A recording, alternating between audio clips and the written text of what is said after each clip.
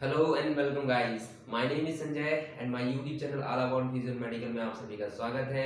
जैसे कि आप सभी को पता है कि मैं अपने यूट्यूब चैनल में प्रीवियस ईयर क्वेश्चन में आए हुए मेडिकल के नोट्स एंड वीडियोस बन डालता हूं एंड एक्सरसाइज के ट्रिक्स एंड जिम की वीडियोस डालता हूं।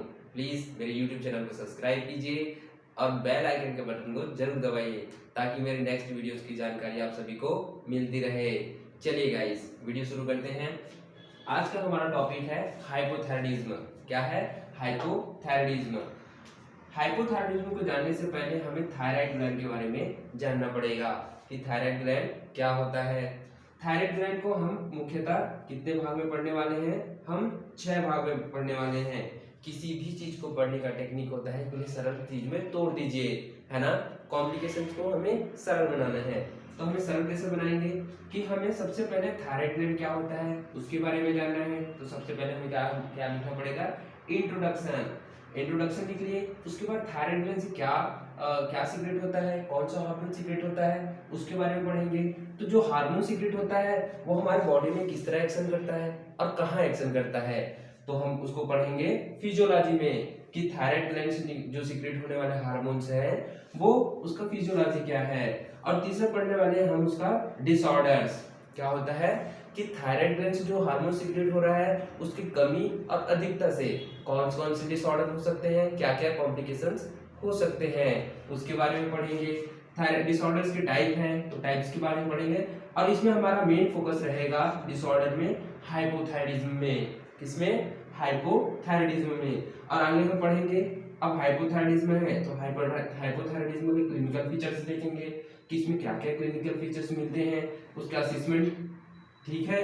उसके बाद आगे बढ़ेंगे कि अगर क्लिनिकल फीचर्स मिल रहा है तो हम उसका इन्वेस्टिगेशन करेंगे। अगर किसी में सिम्टम्स दिख रहे हैं तो हमें उसका पुष्टिकरण भी तो करना जरूरी है ना। तो हम उसका क्या करेंगे? इन्वेस्टिगेशन करेंगे। इन्वेस्टिगेशन करने के बाद हम उसका क्या करेंगे? मैनेजमेंट या ट्रीटमेंट। ठीक है गाइस, तो चलिए वीडियो स्टार्ट करते हैं। इंट्रोडक्शन। थायराइड ग्लैंड का introduction. Thyroid gland is a vital means होता है एसेंशियल हार्मोनल ग्लैंड होता है। थायराइड ग्लैंड जो होती है ह्यूमन बॉडी की वेरी वेरी एसेंशियल यानी वाइटल हार्मोनल ग्लैंड होती है। दूसरा समझते हैं, this organ is found at the front of neck under the voice box. यानी ये हमारी front of neck under the voice box में पाया जाता है। हमारे गर्दन के फ्रंट ऑफ नेक के अंडर दी वॉइस बॉक्स में पाया जाता है, यहाँ पर प्रेजेंट होता है। ठीक है गाइस, कौन सी ग्लैंड? Thyroid gland. अब तीसरा बात करते हैं, it play the major role of metabolism. Very very important कि ये हमारी बॉडी के मेटाबॉलिज्म को कंट्रोल करता है। दूसरा साथ ही साथ ये हमारी ग्रोथ पर असर डालता है, हमारी ग्रोथ को कंट्रोल करती है। थर्ड, डेवलपमेंट पर, यह हमारी बॉडी के डेवलपमेंट, ब्रेन के डेवलपमेंट, इन सबको कंट्रोल करती है। कौन सा हार्मोन? थायराइड ग्लैंड से निकलने वाले हार्मोन्स। ठीक है। अब चौथा देखते हैं, it is secreted 2 major hormones. Thyroid gland से 2 मेजर हार्मोन्स का सीक्रेशन होता है।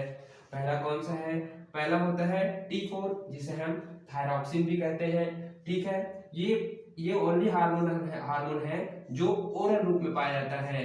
ठीक है। कौन से रूप में पाया जाता है? ओरल में पाया जाता है। दूसरा देखेंगे T3 ट्राईआइडोथायरोनिन मोर रिएक्टिव होता है एज कंपेयर टू T4। ठीक है। पांचवा देखते हैं डिजीजेस के बारे में। Diseases of the thyroid affect 5% of the population, predominantly female को। जो होती है थायराइड ग्लैंड जो होती है वो प्रीडोमिनेटली होती है, अफेक्ट करता है तो महिलाओं को सबसे ज्यादा इफेक्ट करता है। ठीक है। इसमें डिजीजेस मेल के कंपैरिजन में फीमेल में ज्यादा देखने को मिलते हैं। ठीक है गाइस, इंट्रोडक्शन समझ में आया। अब आगे बढ़ते हैं। तो ये हमारे पास हमने थायराइड ग्लैंड का डायग्राम बना रखा है। ठीक है। ये थायराइड ग्लैंड का posterior part of the thyroid gland है, यानी समझ रहे हो ना, ये मेरा जो सामने का पार्ट होता है हम उसे बोलते हैं एंटीरियर और पीछे वाले भाग को हम बोलते हैं पोस्टीरियर। तो यहाँ पर थायराइड ग्लैंड है तो हम इस थायराइड ग्लैंड को ऐसे निकालेंगे। ठीक है। और उसको हम ऐसे देख रहे हैं, यानी हम पोस्टीरियर व्यू को देख रहे हैं, एंटीरियर व्यू इसके पीछे है। समझ में आ रहा है ना। तो हम पोस्टीरियर को देख रहे हैं। तो पोस्टीरियर पार्ट को हम जब देखते हैं थायराइड ग्लैंड के, तो उसमें हम क्या दिखता है, हमें क्या दिखता है, हमें 4 पैराथायराइड ग्लैंड्स मिलते हैं। क्या मिलते हैं? 4 पैराथायराइड ग्लैंड्स मिलते हैं। प्रत्येक लोब में क्या मिलता है, हमें 2 पैराथायराइड ग्लैंड्स मिलते हैं। ठीक है, ये थायराइड ग्लैंड हो गया। और ये दोनों लोब्स को जो कनेक्ट करता है उसे हम बोलते हैं इस्थमस। क्या बोलते हैं? इस्थमस। तो समझ में आ गया, ये posterior view of thyroid gland है। ठीक है, posterior view of thyroid gland. हमारा इंट्रोडक्शन पार्ट खत्म हुआ। अब हम आते हैं सेकंड में फिजियोलॉजी में। सेकंड क्या है हमारा? फिजियोलॉजी की जो थायराइड ग्लैंड से जो हार्मोन सीक्रेट हो रहे हैं, T3 एंड T4 हार्मोन्स है ना, ट्राइआइडोथायरोनिन एंड थायरोक्सिन हार्मोन्स, वो बॉडी के किस पार्ट से सीक्रेट हो रहे हैं और कहाँ एक्शन कर रहे हैं और उनका फंक्शन क्या है। ठीक है, उसको समझना ही क्या कहलाता है? फिजियोलॉजी। तो चलिए गाइस स्टार्ट करते हैं। सबसे पहले हमें समझना पड़ेगा हाइपोथैलेमस। हाइपोथैलेमस के बारे में तो सभी जानते हैं कि ये ब्रेन का पार्ट होता है। एक बात याद रखना, हाइपोथैलेमस जो होती है पिट्यूटरी ग्लैंड को कंट्रोल करता है। हाइपोथैलेमस से जो हार्मोन सीक्रेट होगा वो पिट्यूटरी ग्लैंड को कंट्रोल करेगा। और पिट्यूटरी ग्लैंड होता है मास्टर ग्लैंड। जितने भी हमारे पास ग्लैंड्स हैं जो हार्मोन सीक्रेट करते हैं, वो पिट्यूटरी हार्मोन्स उसको कंट्रोल करता है। ठीक है, पिट्यूटरी ग्लैंड जो सीक्रेट करेगा वो ग्लैंड्स पे जाएगा, टारगेट सेल्स पर जाएगा, वो उसको कंट्रोल करेगा। ठीक है, अब ग्लैंड से क्या सीक्रेट होता है? हार्मोन सीक्रेट होगा। हार्मोन सीक्रेट होगा और हार्मोन का क्या काम होता है? फंक्शन। जो कहाँ काम करेगा? तो सेल्स पर डायरेक्ट जाकर काम करेगा और अपने एक्शन को दिखाएगा। तो इसको हम समझते हैं। ठीक है, हमने यहाँ पर एक्स्ट्रा डाल के रखा हुआ है कि रेगुलेशन। क्या है? रेगुलेशन। इसको अभी यहाँ से समझते हैं। ठीक है, सबसे पहले थायराइड रिलीजिंग हार्मोन्स, ये कहां से सीक्रेट हो रहा है? हाइपोथैलेमस से। ठीक है, हाइपोथैलेमस से थायराइड रिलीजिंग हार्मोन सीक्रेट होगा, जो किसको स्टिमुलेट करेगा? पिट्यूटरी ग्लैंड को। पिट्यूटरी ग्लैंड को स्टिमुलेट करेगा तो pituitary gland thyroid stimulating hormone secret करेगा, जो किसको रेगुलेट करेगा? ग्लैंड्स को, थायराइड ग्लैंड को, यानी थायराइड ग्लैंड को। और थायराइड ग्लैंड क्या सीक्रेट करेगा? यदि इस thyroid stimulating hormone thyroid gland को रेगुलेट कर रहा है, तो ये TSH जब इस पर रेगुलेट करेगा, इस पर एक्ट करेगा, तो ये हार्मोन सीक्रेट करेगा T4 and T3, ट्राइआइडोथायरोनिन and thyroxine. ठीक है, ये ट्राइआइडोथायरोनिन एंड थायरोक्सिन हार्मोन ये जो काम करता है सेल लेवल पर, कहां पर जाकर? सेल लेवल पर काम करेगा, अपना मेटाबॉलिज्म को इंक्रीज करेगा, मेटाबॉलिज्म को कम करेगा, ज्यादा करेगा। ठीक है, ग्रोथ पर एक्टिंग करेगा एंड डेवलपमेंट पर काम करता है। ठीक है, देखो गाइस, अब तो ये तो होगा सीक्रेट का हो गया कि मान ले जाए हमारा थायरोक्सिन हार्मोन्स या T3 T4 हार्मोन्स लगातार सीक्रेट होते जा रहा है, ये तो कॉम्प्लिकेशन हो जाएगा, है ना, इससे तो और परेशानी बढ़ जाएगी। तो मैकेनिज्म होता है इनहिबिटरी मैकेनिज्म, जो उनको रेगुलेट करता है कि हमें कितनी मात्रा में हार्मोन सीक्रेट करनी है और कितनी मात्रा में नहीं करनी, कब करनी है और कब नहीं करनी। तो देखिए हमारा ट्रेडमार्क, ये जो हमारा होता है मेन फंक्शन T3 का होता है, इसको रेगुलेशन की पूरे मैकेनिज्म को कोई फिजियोलॉजी को कोई अगर कंट्रोल कर रहा है, कम ज्यादा होने पर जो कंट्रोल कर रहा है कोई हार्मोन, तो T3 हार्मोन्स है। T3 हार्मोन जो होते हैं इनहिबिटरी, क्या होता है? इनहिबिटरी इफेक्ट डालता है किस पर? हाइपोथैलेमस पर। जो TRH thyroid releasing hormone secret करता है हाइपोथैलेमस, वो T3 उसको इनहिबिटरी सिग्नल देता है कि मेरा इतना काम हो गया है, इससे ज्यादा मुझे नहीं चाहिए। तो जब इसको इनहिबिटरी सिग्नल देगा किसको? हाइपोथैलेमस को, तो hypothalamus thyroid releasing hormone secrete ही नहीं करेगा। जब वो सीक्रेट ही नहीं करेगा तो थायराइड रिलीजिंग हार्मोन्स किस पर एक्ट नहीं करेगा? TSH पर, पिट्यूटरी ग्लैंड पर, जो TSH को रिलीज नहीं करेगा। जब TSH ही रिलीज नहीं होगा तो थायराइड ग्लैंड पर एक्टिंग नहीं होगा, थायराइड ग्लैंड पर एक्टिंग नहीं होगा तो T4 T3 तो रिलीज होगा ही नहीं। तो ये हमारा होता है इनहिबिटरी मैकेनिज्म, उसको किसको रेगुलेट करने के लिए? थायराइड ग्लैंड को रेगुलेट करने के लिए। ठीक है गाइस, तो चलिए, जिसे हमने लीनियर रिप्रेजेंटेशन भी देखा है, अब उसको हम कैसे लिखेंगे उसको देखते हैं। तो स्टार्ट करते हैं कि production of T3 and T4 hormones in the thyroid is stimulated by thyroid stimulating hormones TSH of pituitary gland। जो पिट्यूटरी ग्लैंड से TSH thyroid stimulating hormones secret होता है, वो किस पर एक्ट करती है? थायराइड ग्लैंड पर। और थायराइड ग्लैंड जो किसका सीक्रेशन करता है? T3 and T4 हार्मोन्स का। इतना तो समझ में आ गया गाइस। अब चलो समझ में आता है, सब देखते हैं कि टीएसएच को कौन रेगुलेट करता है। Hypothalamus control the secretion of the TSH. Hypothalamus जो किसका रेगुलेशन करता है, किसको कंट्रोल करता है, टीएसएच का, by the secretion of TRH of hypothalamus. Thyroid releasing hormones जो हाइपोथैलेमस से रिलीज होता है वो किस पर एक्ट करता है, किस पर एक्ट करता है, पिट्यूटरी ग्लैंड पर। किसके सिक्रेशन को, टीएसएच के सिक्रेशन को रेगुलेट करता है। ठीक है गाइस, फिर टीआरएच इज रेगुलेटेड। अब जो टीआरएच है उसको भी कोई रेगुलेट कर रहा होगा। TRH is regulated by inhibitory mechanism, very important, inhibitory mechanism of टी3 hormones. ठीक है, अब मान लीजिए एकदम सीक्रेट होते ही रहा, हो ही रहा है, तो उसको भी तो कोई रेगुलेट करने वाला चाहिए ना। तो जो T3 हार्मोन्स होता है वो इनहिबिटरी मैकेनिज्म देता है, किसको, इनहिबिटरी मैकेनिज्म ऑफ TRH को, किसको, थायराइड रिलीजिंग हार्मोन्स, जो कहां से सीक्रेट होता है, हाइपोथैलेमस से। ठीक है, T3 hormone is more reactive than T4। तो इसको याद रखना है कि T3 जो हार्मोन्स होता है, ट्राईआइडोथायरोनिन जो हार्मोन्स होता है, is a more reactive as compare to किससे, T4 हार्मोन से। ठीक है गाइस, समझ में आ रहा है ना। अब चलिए आगे बढ़ते हैं डिसऑर्डर्स की ओर। ठीक है, कि थायराइड ग्लैंड से जो हार्मोन सीक्रेट हो रहा है T3 T4, उसके कम और ज्यादा होने से क्या क्या कॉम्प्लिकेशन हो सकते हैं या डिसऑर्डर हो सकते हैं, उसको समझते हैं। ठीक है, thyroid gland disorder are classified into 3 type. हमने जो थायराइड ग्लैंड के डिसऑर्डर्स को मेनली 3 टाइप में हमने क्लासिफाई किया है। ठीक है, फर्स्ट क्या होता है, प्राइमरी डिसऑर्डर्स, और दूसरा क्या होता है, सेकेंडरी डिसऑर्डर्स, और तीसरा टर्सरी डिसऑर्डर्स। तो हमने फर्स्ट, सेकेंड एंड थर्ड। ठीक है, तो प्राइमरी डिसऑर्डर्स किसे कहेंगे, वेरी इंपॉर्टेंट।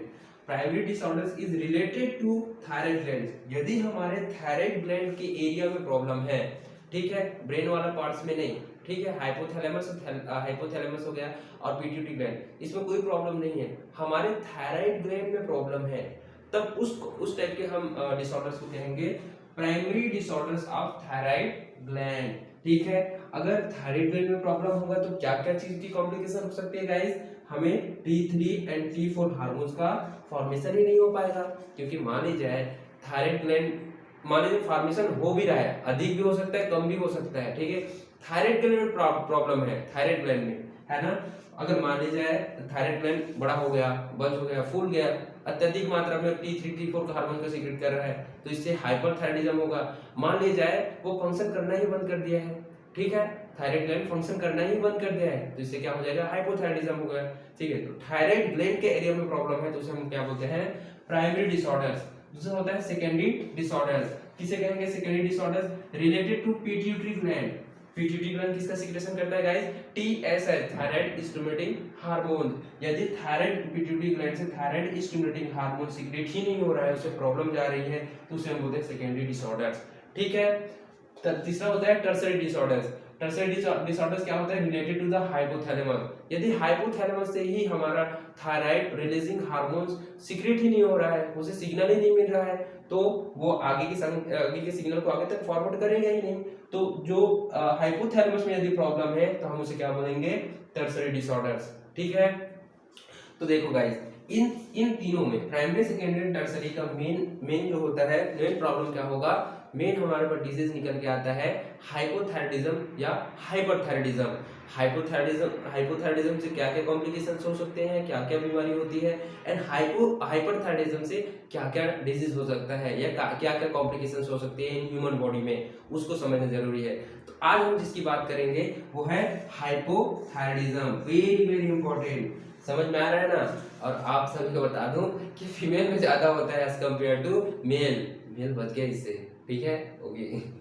अब हम अपने मेजर प्रॉब्लम के बारे में बात करेंगे। थायराइड ग्लैंड में हम 2 प्रकार की डिसीज पढ़ेंगे, हाइपोथायराइडिज्म एंड हाइपरथायराइडिज्म। तो हाइपोथायराइडिज्म के बारे में हम इसके बारे में ब्रीफ डिटेल लेते हैं। हाइपो मींस क्या होता है, हाइपो मींस मतलब होता है कम, एंड थायराइडिज्म मतलब थायराइड ग्लैंड की बात कर रहा है। और थायराइड ग्लैंड से कौन कौन से हार्मोन सीक्रेट होते हैं, T3 triiodothyronine and T4 thyroxine. यानी कि T3 एंड T4 हार्मोन्स की कमी ही क्या कहलाएगा, हाइपोथायराइडिज्म। ठीक है गाइस, चलिए इसके बारे में, हाइपोथायराइडिज्म के बारे में, उसके बारे में कुछ नॉलेज रखते हैं। ठीक है, the prevalence of primary hypothyroidism, primary याद रखना इसको, ठीक है। प्राइमरी हाइपोथायराइडिज्म किससे रिलेटेड है गाइस, किससे रिलेटेड है, थायराइड ग्लैंड से, ठीक है। Primary hypothyroidism is a 1 in 100। जो प्राइमरी हाइपोथायराइडिज्म होती है वो 100% में से इसमें 1% में आपको मिल जाएगा, ठीक है। With female and male ratio की बात करें तो 6:1 होता है। खुशी की बात यह है कि फीमेल में ज्यादा होता है, ऐसे मजाक कर रहा हूँ, ठीक है। तो फीमेल में ज्यादा होता है एज कम्पेयर टू मेल, ठीक है।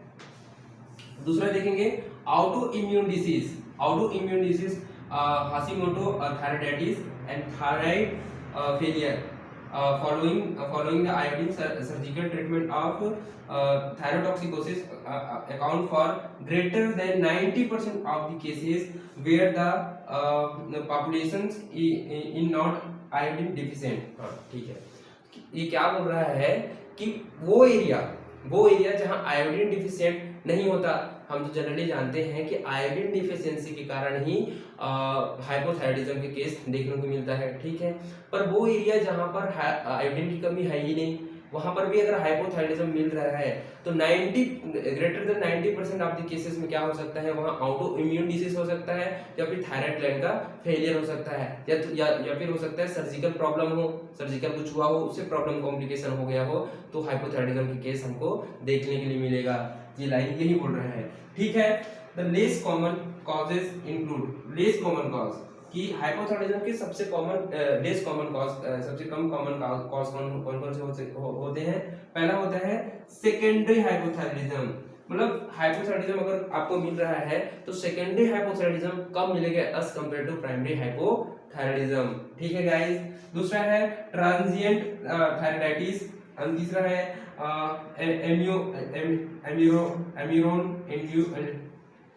एमिडिरोन इंड्यूस्ड होता है, फोर्थ होता है डिसएमिनोजेनेसिस, ठीक है, आप पढ़ लीजिएगा, ठीक है। अब आगे बढ़ते हैं, आगे हम देखते हैं कि हमारा हाइपोथायराइडिज्म का क्लिनिकल फीचर या उसका असेसमेंट, उसके क्लिनिकल फीचर में क्या क्या मिलता है। तो वेरी वेरी इंपॉर्टेंट गाइस, ये कुछ याद रहे या ना रहे, हमें हाइपोथायराइडिज्म और हाइपरथायराइडिज्म में उसकी क्लिनिकल फीचर्स एंड असेसमेंट को याद रखना जरूरी है, ठीक है। तो देखते हैं, clinical features depend on the severity of the hypothyroidism, यानी उसकी सिवियरिटी पर डिपेंड करता है, वो किस प्रकार का है, कितने मात्रा में है, उस पर डिपेंड करता है कि हाइपोथायराइडिज्म जो क्लिनिकल फीचर मिलेगा वो किस टाइप का मिलेगा, ठीक है। तो अब हमें दो चीज का नॉलेज होना चाहिए, पहला होता है सिम्टम, दूसरा होता है साइन। देखो गाइस, मैं तो बहुत कंफ्यूज रहता हूँ कि सिम्टम एंड साइन में क्या होता है, तो मैं आप लोगों के लिए हिंदी में भी लिख दिया हूँ कि सिम्टम मीन्स होता है लक्षण और साइन मीन्स होता है संकेत, है ना। लक्षण क्या होता है, जो हमें दिखता है, संकेत क्या होता है, वो इंडिकेट करता है कि ये हो सकता है, लेकिन ये हम सिर्फ लक्षण देखते हैं, ये इंडिकेट करता है कि ये हो सकता है, ठीक है। तो चलिए हम सबसे पहले जनरल देखते हैं कि एक पर्सन है हमारे पास, हम उसमें जनरल असेसमेंट कर रहे हैं, उसमें हम क्या क्या देखते हैं। तो सर्वप्रथम अगर हमें हाइपोथायराइडिज्म मिल रहा है, हाइपोथायराइडिज्म पढ़ाई कर रहे हैं, तो हाइपोथायराइडिज्म में हम सबसे पहले जनरल असेसमेंट करेंगे। सबसे पहले हमें क्या दिखेगा, वेट गेन, वो जो व्यक्ति होगा वो अत्यधिक ओबेसिटी होगा, उसमें ओबेसिटी होगा, वेट गेन किया होगा। दूसरा होगा वो फटीग, थोड़ी सी काम करेगा, थोड़ा सा कुछ करेगा, हैवी वर्क करेगा, उसके बाद थक जाता है, थकान जल्दी आती है उसको, ठीक है। लेथार्जिक होता है, उसको काम करने का मन नहीं करता, वो एकदम आलसी होता है इंसान, ठीक है। और दूसरा होता है हॉर्सनेस मतलब होता है वोकल में, उसके वॉइस में प्रॉब्लम होगा, है ना, उसकी आवाज में प्रॉब्लम होगी, ठीक से बोल नहीं पाएगा, ठीक है। और आगे देखेंगे तो सेंट्रीपिटल ओबेसिटी होगी, मतलब पेट ज्यादा निकला होगा, है ना, सेंट्रीपिटल ओबेसिटी होगी बाकी एरिया के कंपैरिजन में। वेरी वेरी इंपॉर्टेंट ये जो लाइन है, कोल्ड इंटॉलरेंस। देखो गाइस, हमें बहुत लोगों को पता ही नहीं होता कि हमें हाइपोथायराइडिज्म है, क्योंकि हमें मान ले जाए हमें अगर हमें प्रॉब्लम है कि अधिकतर लोग ओबेसिटी से ग्रसित हैं, अधिकतर लोग वेट गेन करके बैठे हुए हैं, ठीक है ना, लेकिन हम उसको बोल सकते हैं क्या कि ये जो व्यक्ति होता है वो हाइपोथायराइडिज्म का शिकार है? नहीं, ऐसा तो नहीं बोल सकते। लेकिन वेरी वेरी इंपॉर्टेंट, यदि आप उस व्यक्ति में cold intolerance as compare to जैसे अभी ठंडी का सीजन चल रहा है, मुझे ठंडी लग रही है, मुझे लग तो रही है ठंडी, लेकिन जो हाइपोथायराइडिज्म के पेशेंट्स होंगे वो जो मेरे से कंपेयर कई गुना उनको ठंडी अधिक लगेगी, है ना। मैं एक सॉक्स पहना हूँ, मान लीजिए मैं कुछ नहीं पहना हूँ, लेकिन उन लोग स्वेटर पहनेंगे, अलग से कंबल भी ओढ़ लेंगे कि मुझे ठंडी ज्यादा है, स्वेट सॉक्स पहन लेंगे, ठीक है ना, और यहाँ कंचप्पी भी बांध लेंगे, ठीक है ना। तो ऐसे ये जो पेशेंट्स होते हैं कोल्ड इनटॉलरेंस होते हैं, ठंडी को बर्दाश्त नहीं कर सकते। तो गाइस इसे सतर्क रहे। आसपास अब देखिए कि आपकी फैमिली में कोई ऐसा बंदा है क्या। ओबेसिटी तो सभी जगह होता है, लेकिन अगर कोल्ड इनटॉलरेंस है, सेंट्रल ओबेसिटी है, हॉर्सनेस है, समझ में आना, और लूज एपेटाइट मतलब खाना कम खाते हैं, ये जो लोग होते हैं लेथार्जिक होते हैं, मेहनत तो करना नहीं होता, खाना कम खाते हैं, खाना कम खाने के बावजूद भी इनमें ओबेसिटी दिखने की मिलता है, यानी लूज एपेटाइट होता है, ठीक है। अब ये तो हो गया हमारा सिम्टम गाइस। अब आगे पढ़ते हैं साइन क्या क्या मिल सकते हैं इसमें, कि जनरल हम देख रहे हैं किसी पर्सन को जो हाइपोथायराइडिज्म का शिकार है, हम देख रहे हैं किसी को, ठीक है, उसमें साइन क्या क्या हो सकता है, उसमें वेट गेन किया होगा, उसका साइन है वेट गेन। दूसरा होता है गाइटर, वेरी वेरी इंपॉर्टेंट, याद रखिएगा गाइस कि गाइटर जो होता है, मैं पहले जो गाइटर का जानते हैं जिसे हम घेंघा रोग कहते हैं, तो मैं पहले समझता था कि गाइटर जो रोग होता है हाइपरथायराइडिज्म के कारण होता होगा, क्योंकि उसे वहां से जो पिट्यूटरी ग्लैंड से टीएसएच का हार्मोन्स का लेवल बढ़ता होगा, बहुत ज्यादा बढ़ता होगा, तो यहाँ ये जो होगा फुल जाता होगा, है ना। तो मैं समझता हाइपरथायराइडिज्म के कारण होता होगा, अत्यधिक काम करना होता होगा तो साइज को बढ़ा लेता होगा, ऐसे करके मैं सोचता था, लेकिन ऐसा बिल्कुल गलत है। देखो गाइटर रोग कैसे होता है ना। अब जो हाइपोथैलेमस तो TRH thyroid releasing hormone secret कर रहा है, वो कहां जाकर एक्ट कर रहा है, पिट्यूटरी ग्लैंड पर। पिट्यूटरी ग्लैंड क्या सीक्रेट कर रहा है, टीएसएच थायराइड स्टिमुलेटिंग हार्मोन्स, वो कहां पर काम करता है, वो काम करता है थायराइड ग्लैंड में। थायराइड ग्लैंड में ये सब तो आ रहे हैं, ठीक है, सिग्नल आ रहे हैं, लेकिन आयोडीन की कमी के कारण आप आयोडीन प्रॉपर ठीक से खा नहीं रहे हैं, आयोडीन नहीं ले रहे हैं, तो जो यहाँ से टीएसएच तो रिलीजिंग हो रहा है, वो जा रहा है कहां पर, थायराइड में, थायराइड, यह थायराइड में तो जा रहा है, लेकिन अब इसको हार्मोन बनाना है, हार्मोन बनाने के लिए आयोडीन भी तो चाहिए, आप आयोडीन ले ही नहीं रहे, आयोडीन खाना चाहिए ना आपको, आप आयोडीन तो ले ही नहीं रहे, आयोडीन ले ही नहीं रहे तो कहां से हार्मोन्स बनाएगा, है ना, हार्मोन्स नहीं बनाता, लेकिन बॉडी में तो बॉडी के मेटाबॉलिज्म को, ग्रोथ को, डेवलपमेंट को मेंटेन करने के लिए थायराइड हार्मोन्स का रहना तो बिल्कुल जरूरी है ना। तो ऊपर से ब्रेन बार बार सिग्नल देता है, जिसको हाइपोथैलेमस सिग्नल देता है पिट्यूटरी को कि आप टीएसएच को सीक्रेट क्यों नहीं कर रहे हैं, है ना, क्योंकि मुझे थायरोक्सिन हार्मोन चाहिए, मुझे ट्राइएडोथायरोनिन हार्मोन चाहिए, आप सीक्रेट क्यों नहीं कर रहे हैं। बार बार इसको जो हाइपोथैलेमस होता है पिट्यूटरी को बार बार धक्का देता है और बार बार टीएसएच का सीक्रेशन कराता है, तो पिट्यूटरी ग्लैंड करेगा क्या भाई, जबरदस्ती कोई मार रहा है तो सीक्रेट करो कर दो, करते रहता है।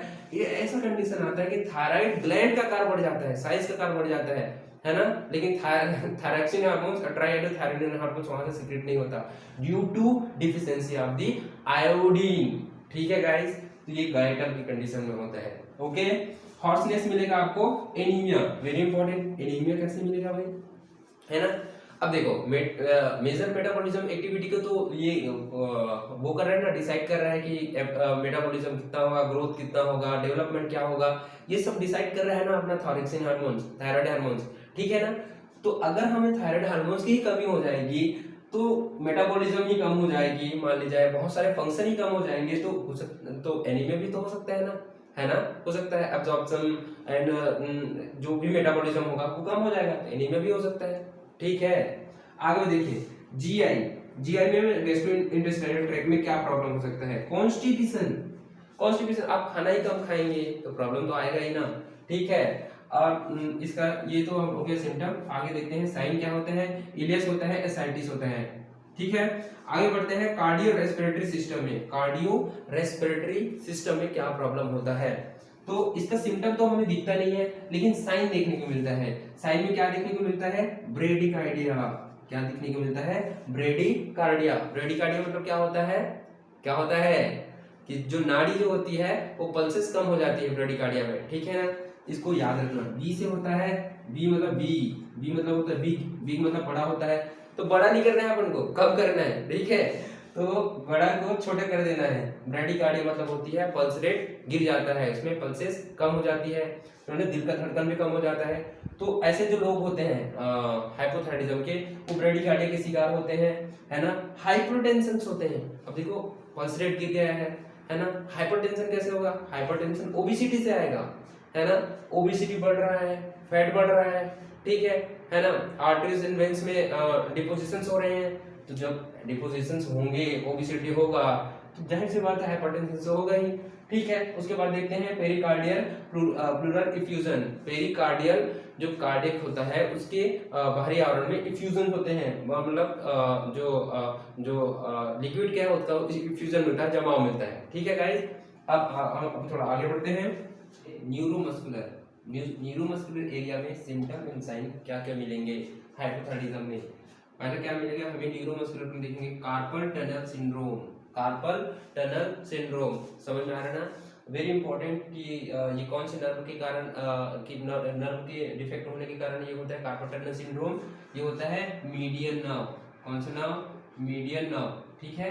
मीडियन नर्व में प्रॉब्लम होने के कारण ये कार्पल टनल सिंड्रोम देखने को मिलता है, या हमें हाइपोथायराइडिज्म के केस में भी देखने को मिलता है। अब देखते हैं आगे और क्या क्या सिम्टम मिलते हैं न्यूरोमस्कुलर में। मसल स्टिफनेस होगा, मसल में स्टिफनेस होगा, मसल जो सॉफ्ट नहीं होगा, स्टिफ होगा। और आगे देखेंगे तो डिप्रेशन, वो जो पर्सन होगा डिप्रेशन में अवसाद में जिएगा, ठीक है ना, डिप्रेशन में जिएगा। उसके बाद डेफनेस, डेफनेस मतलब होता है बहरा हो जाएगा, ठीक है, ये बहरा हो सकता है। साइकोसिस, साइकोसिस मतलब उसके मनोविकृति में प्रॉब्लम हो, उसके मनोविज्ञान जो अवचेतन मन है, ठीक है ना, जो उसको मनोविज्ञान में थोड़ा ढीला हो, मानसिक संतुलन थोड़ा ढीला हुआ होगा, ठीक है। इसको ऐसे समझ सकते हैं। साइन, साइन क्या हो सकता है कि जो न्यूरोमस्कुलर में क्या क्या साइन मिल सकते हैं? डिलेड रिलैक्सेशन ऑफ रिफ्लेक्स, जो रिफ्लेक्स होता है, जैसे मान लीजिए कोई रिफ्लेक्स कर रहा है तो रिलैक्सेशन के टाइम उसको डिलेड लगेगा। वो रिफ्लेक्स तो फट से कर देगा लेकिन उसको रिलैक्स करने के लिए थोड़ा टाइम लगेगा, ठीक है ना। Delayed relaxation of the reflex. Cerebral ataxia होगा, ठीक है, सेरेब्रल अटैक्सिया। मायोटोनिया, मायोटोनिया क्या होता है? मायोटोनिया मतलब जिस मायो मतलब मसल होता है, टोनिया मतलब टोन, मायोटोनिया होगा मतलब उसको मसल में टोन ज्यादा होगा, ठीक है। अब आगे बढ़ते हैं डर्मेटोलॉजिकल, कि हमारे स्किन में क्या क्या प्रॉब्लम मिल सकते हैं, सिम्टम क्या क्या हो सकते हैं? ड्राई स्किन होगा, वेरी वेरी इंपॉर्टेंट, क्या होगा?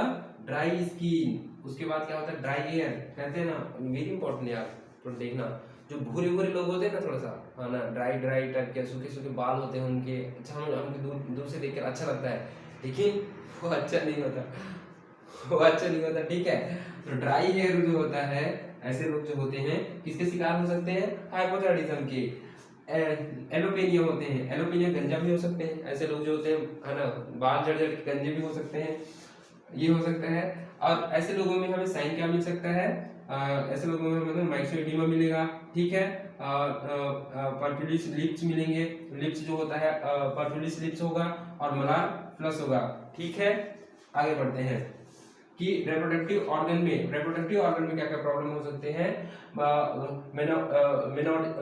मेनोर्जिया होगा, मतलब होगा जिसको मेंस्ट्रुअल साइकिल में प्रॉब्लम हो सकता है, ठीक है। इनफर्टिलिटी होगा, है ना, फीमेल है तो मेंस्ट्रुअल साइकिल में प्रॉब्लम होगा, और मेल और फीमेल दोनों में प्रॉब्लम हो सकते हैं, इनफर्टिलिटी का शिकार हो सकते हैं, मतलब इनफर्टाइल हो सकते हैं, ग्लैक्टोरिया हो सकता है, और इम्पोर्टेंस हो सकता है, नपुंसकता का भी शिकार हो सकता है, ठीक है गाइस। अब आगे बढ़ते हैं। इसमें साइन नहीं है, किसमें? रिप्रोडक्टिव में हमें कोई साइन नहीं मिलता है, सिर्फ हमें सिम्टम्स देखने को मिलते हैं। ऑक्यूलर रीजन में मतलब हमें हमारे जो ऑर्बिटल्स होते हैं आई वाले रीजन में हमें क्या क्या देखने को मिलता है, तो इसका तो सिम्टम नहीं है, साइन है। साइन में क्या है? पेरी ऑर्बिटल एडिमा होगा, मतलब सूजा हुआ होगा, है ना, ऑर्बिटल के जो पेरिफेरल एरिया हो जो सूजे होंगे। Loss of lateral eyebrows, lateral eyebrows जो होगा वो लॉस होगा, ठीक है ना। अब चलिए आगे बढ़ते हैं।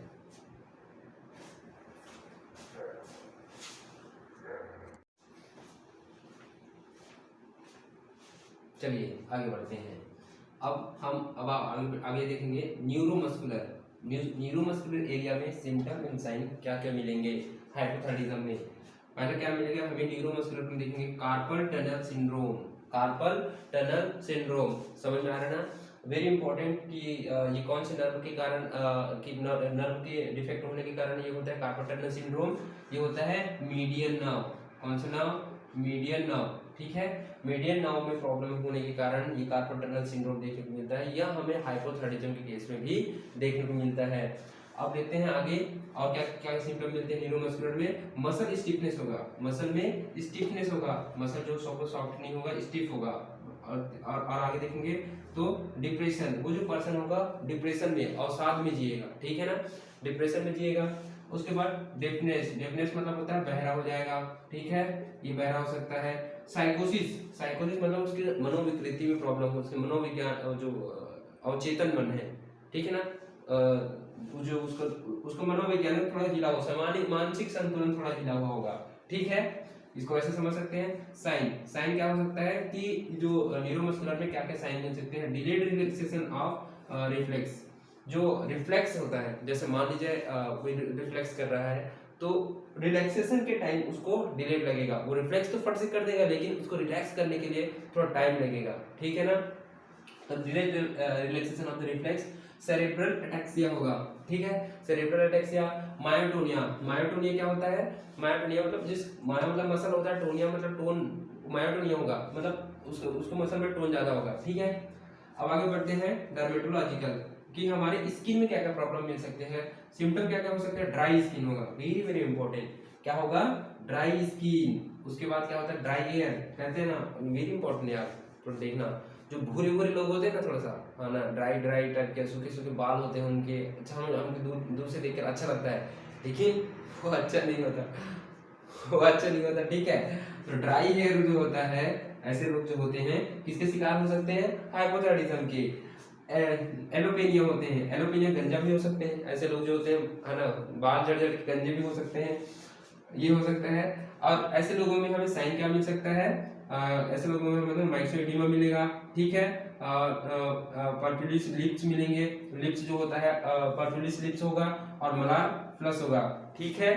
आगे बढ़ते हैं कि रिप्रोडक्टिव ऑर्गन में, रिप्रोडक्टिव ऑर्गन में क्या क्या प्रॉब्लम हो सकते हैं। मेनोर्जिया, मेनोर्जिया होगा मतलब होगा जिसको मेंस्ट्रुअल साइकिल में प्रॉब्लम हो सकता है, ठीक है। इनफर्टिलिटी होगा, है ना, फीमेल है तो मेंस्ट्रुअल साइकिल में प्रॉब्लम होगा, और मेल और फीमेल दोनों में प्रॉब्लम हो सकते हैं, इनफर्टिलिटी का शिकार हो सकते हैं, मतलब इनफर्टाइल हो सकते हैं, ग्लैक्टोरिया हो सकता है और इम्पोर्टेंस हो सकता है, नपुंसकता का भी शिकार हो सकता है, ठीक है गाइस। अब आगे बढ़ते हैं, इसमें साइन नहीं है, किसी में रिप्रोडक्टिव में हमें कोई साइन नहीं मिलता है, सिर्फ हमें सिम्टम देखने को मिलते हैं। ऑक्यूलर रीजन में मतलब हमें हमारे जो ऑर्बिटल्स होते हैं आई वाले रीजन में हमें क्या क्या देखने को मिलता है, तो इसका तो सिम्टम नहीं है, साइन है। साइन में क्या है, पेरी ऑर्बिटल एडिमा होगा, मतलब सूजा हुआ होगा, है ना, ऑर्बिटल के जो पेरिफेरल एरिया हो वो सूजे होंगे। Loss of lateral eyebrows, lateral eyebrows जो होगा वो लॉस होगा, ठीक है ना। अब चलिए आगे बढ़ते हैं इन्वेस्टिगेशन में। Other biochemical abnormalities associated with the hypothyroidism include increase creatinine kinase level, increase LDH level, increase AST level और increase cholesterol and decrease sodium ion and anemia भी देखने को मिलता है इन्वेस्टिगेशन में, ठीक है। अब देखते हैं ECG, ECG show sinus bradycardia, bradycardia मतलब क्या होगा, पल्स रेट कम हो जाएगा विथ स्मॉल कोरिप्लेक्सिस एंड एसटी में टी एबनॉर्मलिटी जो होगी, एसटी लेवल जो होगी उसमें टी एबनॉर्मलिटीज आपको देखने को मिलेगा। TFT thyroid function test, thyroid function test भी हम इन्वेस्टिगेशन में कर सकते हैं, ठीक है दोस्त।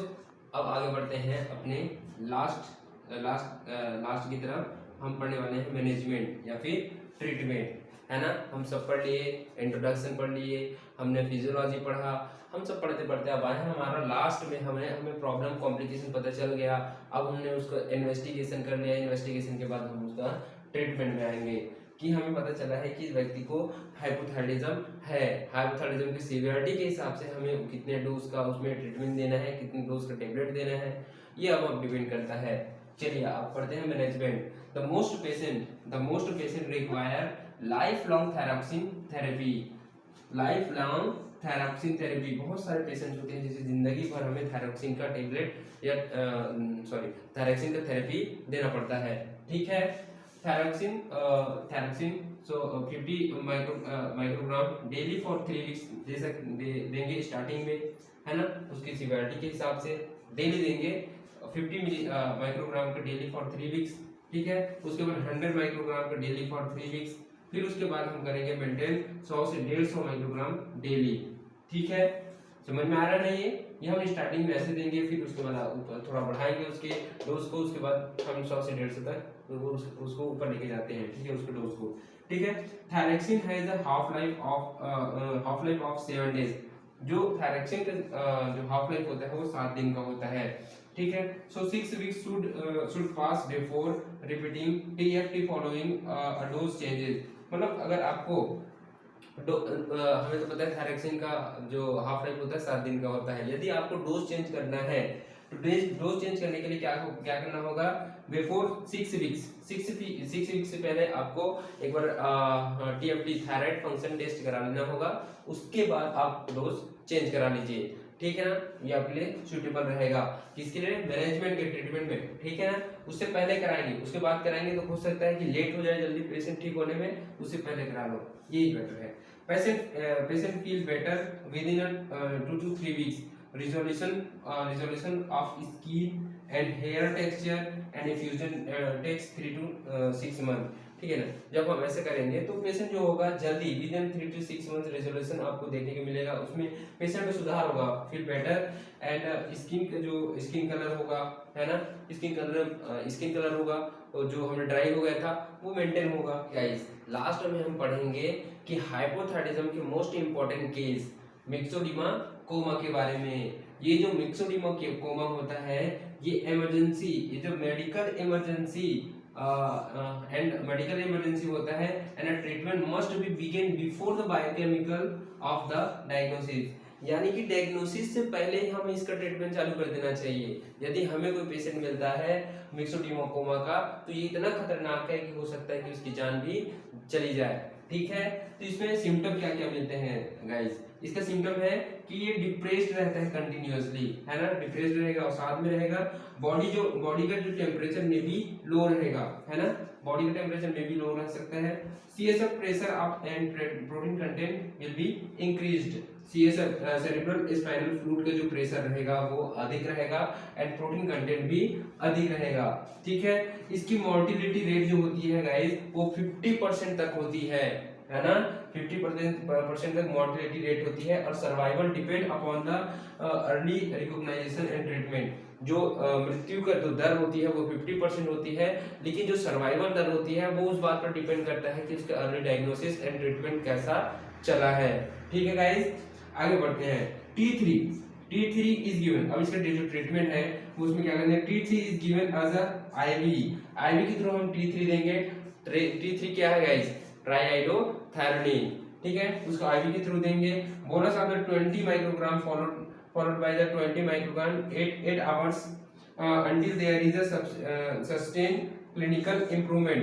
उसको हम लगातार 8 घंटे तक लगातार फॉलो द 20 माइक्रोग्राम का जो वो होगा थायरॉक्सिन T3 का जो वो IV होगा, हम उसको लगातार देते रहेंगे जब तक उसमें क्या होगा, इम्प्रूवमेंट नहीं आ जाता।